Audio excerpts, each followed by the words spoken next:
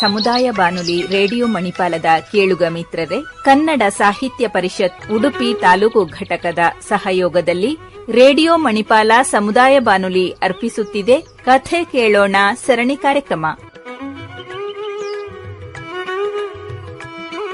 ಕಥೆಯ ಸಾಗರದಲ್ಲಿ ಅಮೃತದ ಬಿಂದು ವಾರವಾರವೂ ಕಿವಿದೆರೆಗೆ ಬಂದು ಕಥೆಯ ಸಾಗರದಲ್ಲಿ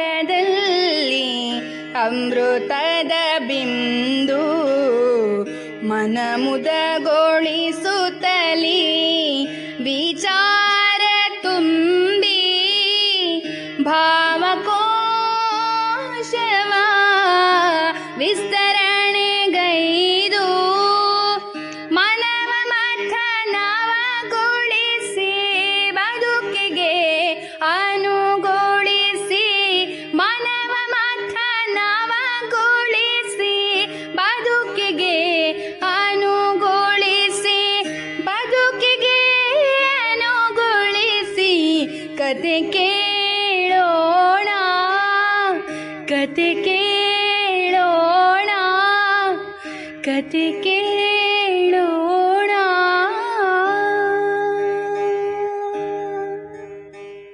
ಸಮುದಾಯ ಬಾನುಲಿ ಕೇಂದ್ರ ರೇಡಿಯೋ ಮಣಿಪಾಲನ್ನು ಆಲಿಸುತ್ತಿರುವ ಶ್ರೋತೃಗಳೇ, ಕಥೆ ಕೇಳೋಣ ಸರಣಿ ಕಾರ್ಯಕ್ರಮಕ್ಕೆ ತಮಗೆಲ್ಲ ಪ್ರೀತಿಪೂರ್ವಕ ಸ್ವಾಗತ. ಇದೀಗ ಪ್ರಸಾರವಾಗಲಿರುವ ಕಥೆ ಕೇಳೋಣ ಸರಣಿ ಕಾರ್ಯಕ್ರಮದ 198ನೇ ಸಂಚಿಕೆಯಲ್ಲಿ ಕಥಾವಾಚನವನ್ನು ಮಾಡಲಿದ್ದಾರೆ ಸಾಹಿತ್ಯಾಸಕ್ತರಾದ ಕುಸುಮ ಹೆಬ್ಬಾರ್. ಬನ್ನಿ ಕಥೆ ಕೇಳೋಣ. ನನ್ನ ಮನೆ. ಅದೆಷ್ಟೋ ವರ್ಷಗಳ ಬಳಿಕ ಬಾಲ್ಯದ ಗೆಳೆಯರಿಬ್ಬರು ಭೇಟಿಯಾದರು. ಬಾಲ್ಯದ ಹುಡುಗರಂತೆ ಒಬ್ಬರನ್ನೊಬ್ಬರು ತಬ್ಬಿ ಕೂಗಿದರು, ಕುಣಿದರು, ಚಪ್ಪಾಳೆ ತಟ್ಟಿ ಆನಂದಿಸಿದರು. ಛೆ, ಯಾಕೆ ಇಷ್ಟು ವರ್ಷಗಳ ಕಾಲ ಭೇಟಿಯಾಗದೆ ಉಳಿದೆವು ಎಂದು ಹಲುಬಿದರು. ಹೈಸ್ಕೂಲ್ ವಿದ್ಯಾಭ್ಯಾಸದ ನಂತರ ಬೇರೆ ಬೇರೆಯಾದ ಗೆಳೆಯರು ವಿಜಯ ಹಾಗೂ ಆನಂದ. ಬೇರೆ ಬೇರೆ ನಗರಗಳನ್ನು ಸೇರಿ ವಿದ್ಯಾಭ್ಯಾಸವನ್ನು ಮುಂದುವರಿಸಿದವರು. ಮತ್ತೆ ಹಾಗೇ ಪಟ್ಟಣದ ಬದುಕಿಗೆ ತಮ್ಮದನ್ನು ಸೇರಿಸಿ ಅಲ್ಲಿಯೇ ಬದುಕನ್ನು ಕಟ್ಟಿಕೊಂಡವರು. ಅಂದಿನಿಂದ ಇಂದಿನವರೆಗೆ, ಅಂದರೆ ಈ ವಿಶ್ರಾಂತ ಜೀವನವನ್ನು ಪ್ರಾರಂಭಿಸುವವರೆಗೆ ಪುರುಸೊತ್ತಿಲ್ಲದ ದಿನಗಳು. ಗೆಳೆಯರು ಹೋಗಲಿ, ಅಪ್ಪ ಅಮ್ಮನನ್ನೂ ಕೂಡ ಕಂಡು ಸಮಾಧಾನದಿಂದ ಕೂತು ಮಾತನಾಡಿಸದ ದಿನಗಳು. ಒಳ್ಳೆಯ ಕೆಲಸ, ಸಂಸಾರ, ಸಂಪಾದನೆ, ಹೆಸರು ಎಲ್ಲವೂ ಇಬ್ಬರಿಗೂ ಸಿಕ್ಕಿವೆ.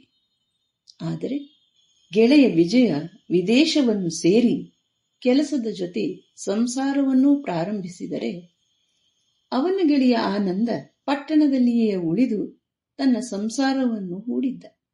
ಇಷ್ಟು ವರ್ಷಗಳಲ್ಲಿ ಮಧ್ಯೆ ಒಂದೆರಡು ಬಾರಿ ಊರಿನಲ್ಲಿ ಸಿಕ್ಕರೂ ಅವರದೇನು ಆತ್ಮೀಯ ಭೇಟಿಯಾಗಿರಲಿಲ್ಲ ಎಂಬುದಂತೂ ಸತ್ಯ. ಏನೋ ಆನಂದ, ಹೇಗಿದ್ಯಾ? ಕೇಳಿದ ವಿಜಯ. ತನ್ನ ಕಥೆಯನ್ನು ಹೇಳುತ್ತಾ ಗೆಳೆಯರೊಡನೆ ಹೆಜ್ಜೆ ಹಾಕತೊಡಗಿದ ಆನಂದ. ಸಂಸಾರವೆಂಬ ಬಂಡಿಗೆ ಹೆಗಲುಗೊಟ್ಟು ದುಡಿದದ್ದೇ ದುಡಿದದ್ದು, ದಣಿದದ್ದೇ ದಣಿದದ್ದು. ಮಕ್ಕಳ ಆಟಪಾಠಗಳನ್ನು ನೋಡಲು ಸಮಯವಿಲ್ಲ, ಹೆಂಡತಿಯನ್ನು ವಿಚಾರಿಸಲು ಸಮಯವಿಲ್ಲ. ಆಫೀಸು, ಮಕ್ಕಳ ವಿದ್ಯಾಭ್ಯಾಸ, ಸ್ವಂತ ಮನೆ, ಕಾರು, ಮಕ್ಕಳಿಗೆ ಕೆಲಸ, ಮಕ್ಕಳ ಮದುವೆ. ಅಬ್ಬಬ್ಬ, ಅದೆಷ್ಟು ವರ್ಷಗಳು ಜಾರಿ ಬಿಟ್ಟವು. ಹೌದೌದು, ಚಿಗುರು ಮೀಸೆ ಹಣ್ಣಾಗಿದೆ, ತಲೆಯು ಬೊಕ್ಕವಾಗಿದೆ ಎಂದ ವಿಜಯ ನಗುತ್ತ. ನಿಂದೇನು ಮಹಾ, ವಿಗ್ ಹಾಕಿದ್ಯಾ ಮುಚ್ಕೊಳ್ಳೋಕೆ ಅಷ್ಟೇ ಎಂದು ಪ್ರತ್ಯುತ್ತರವಿತ್ತ ಆನಂದ. ಯಾಕೋ ಆನಂದ, ಬಹಳ ಬೇಜಾರಲ್ಲಿ ಇದ್ಯಾ? ಮಕ್ಕಳು ಮೊಮ್ಮಕ್ಕಳು ಎಲ್ಲ ಚೆನ್ನಾಗಿದ್ದಾರೆ ಅಂದ್ಯಲ್ಲೋ? ಹೌದೋ, ಎಲ್ಲರೂ ಚೆನ್ನಾಗಿದ್ದಾರೆ. ಮಕ್ಕಳಿಗೆ ಒಳ್ಳೆಯ ಕೆಲಸ ಇದೆ, ಸಂಪಾದನೆ ಇದೆ. ಕೆಲಸದ ಕಾರಣ ವಿದೇಶದಲ್ಲಿಯೇ ವಾಸವಾಗಿದ್ದಾರೆ. ಕಾಣುವವರ ಕಣ್ಣಿಗೆ ನನ್ನದು ಸುಖೀ ಸಂಸಾರ. ದುಡ್ಡಿಗೇನೂ ಕೊರತೆ ಇಲ್ಲ. ಸ್ವಂತ ಮನೆ ಇದೆ, ಕಾರಿದೆ, ಆಳುಗಳಿದ್ದಾರೆ. ಹಾಗೆ ಸಮಯವೂ ಇದೆ. ಆದರೆ ಮಕ್ಕಳನ್ನು ವಿಚಾರಿಸೋಣ ಎಂದರೆ ಯಾರೂ ಬಳಿಯಲಿಲ್ಲ. ಮೊಮ್ಮಕ್ಕಳನ್ನು ಎತ್ತಿ ಆಡಿಸುವ ಮನಸ್ಸಾಗುತ್ತಿದೆ. ಆದರೆ ಅವರು ಇಲ್ಲಿಯ ಬೇರನ್ನು ಮರೆತಿದ್ದಾರೆ ವಿಜಯ. ಹೀಗೆ ಎಂದ ಆನಂದನಿಗೆ ಅಮ್ಮ ಅಪ್ಪನ ನೆನಪಾಗಿ ಕಣ್ಣೀರು ಬಂತು. ಊರ ಮನೆಯಲ್ಲಿ ನಲ್ಲಿ, ಗ್ಯಾಸು, ವಿದ್ಯುತ್, ಸೋಲಾರ್ ಹೀಗೆ ಬೇಕಾದ ಎಲ್ಲ ಆಧುನಿಕ ಸವಲತ್ತುಗಳನ್ನು ಮಾಡಿಸಿದ್ದ. ಅಮ್ಮ ಅಪ್ಪನನ್ನು ನೋಡಿಕೊಳ್ಳಲು ಚಿಕ್ಕಪ್ಪನ ಮಗ ಹಾಗೂ ತಂಗಿ ಹತ್ತಿರದಲ್ಲಿಯೇ ಇದ್ದರು. ಬೇಕಾದಷ್ಟು ಹಣವನ್ನು ಮನೆಗೆ ಕಳಿಸುತ್ತಲೂ ಇದ್ದ. ಯುಗಾದಿ ಹಬ್ಬಕ್ಕೆ ಬಾರೋ, ಚೌತಿಗೆ ಬಾರೋ, ಊರ ಜಾತ್ರೆಗೆ ಬಾರೋ ಎಂದು ಅವರು ಬರೆದ ಕಾಗದಗಳೆಷ್ಟೋ. ಈಗ ಅರಿವಾಗುತ್ತಿದೆ, ಕರೆದದ್ದು ಹಬ್ಬಕ್ಕೂ ಅಲ್ಲ, ಜಾತ್ರೆಗೂ ಅಲ್ಲ, ಮಗನನ್ನು ನೋಡುವುದಕ್ಕೊಂದು ನೆಪ, ಮೊಮ್ಮಕ್ಕಳನ್ನು ಪ್ರೀತಿಯಿಂದ ಕಾಣುವುದಕ್ಕೆ, ಮಾತನಾಡುವುದಕ್ಕೆ ಕಾತುರ. ಮನೆ ತುಂಬಿದ್ದರೆ ಹಬ್ಬ ಅವರಿಗೆ, ಹಬ್ಬದೂಟ ತಯಾರಿಸುವ ಹುರುಪು ಅವರಿಗೆ. ಆದರೆ ನಾನೆಲ್ಲಿರುತ್ತಿದ್ದೆ ಅಲ್ಲಿ? ಒಂದೆರಡು ದಿನಗಳಲ್ಲಿ ಕೆಲಸ ಅಂತಲೋ ಮಕ್ಕಳ ಶಾಲೆಯನ್ನುತ್ತಲೋ ವಾಪಸ್ಸಾಗಿ ಬಿಡುತ್ತಿದ್ದೆ. ನನ್ನ ಹೆಂಡತಿ ಮಕ್ಕಳಿಗೆ ಊರಿನದು ಇರಲಿ, ಮನೆಯವರ ಪರಿಚಯವೇ ಸರಿಯಾಗಿ ಇಲ್ಲದಂತೆ ಮಾಡಿದ್ದೆ. ಈಗ ಬಿಡು, ಅಮ್ಮನೂ ಇಲ್ಲ, ಅಪ್ಪನೂ ಇಲ್ಲ. ಹೆಂಡತಿಯೂ ಸತ್ತು 4-5 ವರ್ಷಗಳೇ ಕಳೆದಿವೆ.